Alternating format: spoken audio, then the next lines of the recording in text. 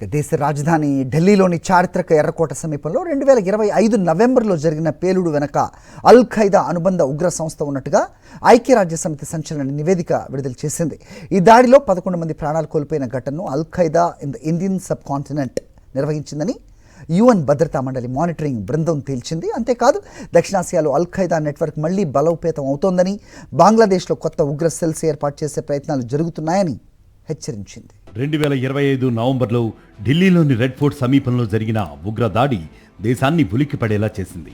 ఆ పేలుడులో 11 మంది మరణించగా పలువురు గాయపడ్డారు. అయితే ఆ దాడి వెనుక ఎవరున్నారన్న దానిపై అప్పట్లో పలు కోణాల్లో దర్యాప్తు సాగింది.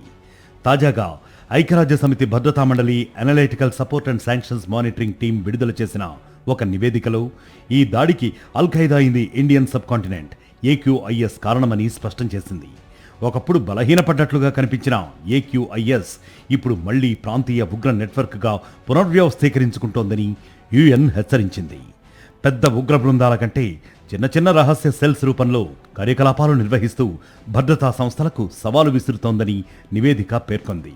ఆర్థిక వనరులు, లాజిస్టిక్స్ వ్యవస్థలను కూడా తిరిగి బలోపేతం చేసుకుని ఉగ్రదాడులకు ప్రణాళికలు రూపొందించే సామర్థ్యాన్ని కొనసాగిస్తోందని వెల్లడించింది. AQIS ప్రస్తుతం ఆఫ్ఘనిస్తాన్ ఆగ్నేయ ప్రాంతాల్లో చురుగ్గా పనిచేస్తోందని UNSC తెలిపింది. అదే సమయంలో బంగ్లాదేశ్ను కేంద్రంగా చేసుకుని కొత్త ఆపరేషనల్ సెల్స్ ఏర్పాటు చేసేందుకు ప్రయత్నాలు జరుగుతున్నాయని తన నివేదికలో పేర్కొంది. ఈ చర్యలు దక్షిణాసియాలో ఉగ్రవాద కార్యకలాపాల విస్తరణకు దారితీసే ప్రమాదం ఉందని హెచ్చరించింది. పాకిస్తాన్, ఆఫ్ఘనిస్తాన్ సరిహద్దుల్లో పెరుగుతున్న ఉద్రిక్తతలపైన UN నివేదిక ఆందోళన వ్యక్తం చేసింది. తెహ్రీక్-ఏ-తాలిబాన్ పాకిస్తాన్ TTPకి తాలిబాన్ పాలకులు మద్దతు ఇస్తున్నారని ఆరోపించింది.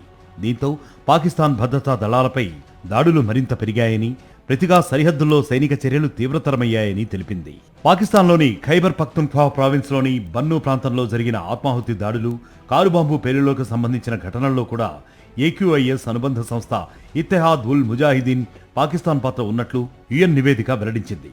అనుబంధ సంస్థల ద్వారా దాడులు నిర్వహించడం వల్ల అసలు నెట్వర్క్ను గుర్తించడం మరింత క్లిష్టంగా మారుతోందని పేర్కొంది. ఉగ్రవాద సంస్థలు ఇప్పుడు AIను కూడా వినియోగిస్తున్నాయని UN హెచ్చరించింది.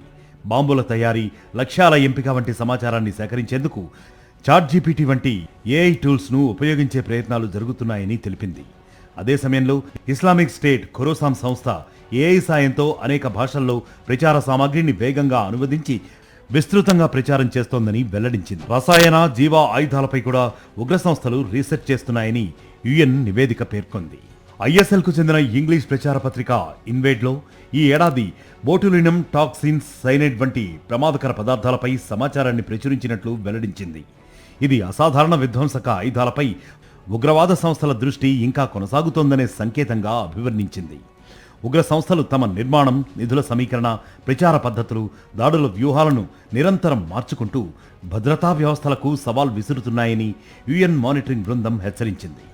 ముఖ్యంగా ఎర్రకోట పేలుడు ఘటనను AQISతో అనుసంధానించడం భారత్కు భద్రతాపరంగా అత్యంత కీలక పరిణామంగా ఐక్యరాజ్య సమితి భద్రతా మండలి నివేదిక పేర్కొంది.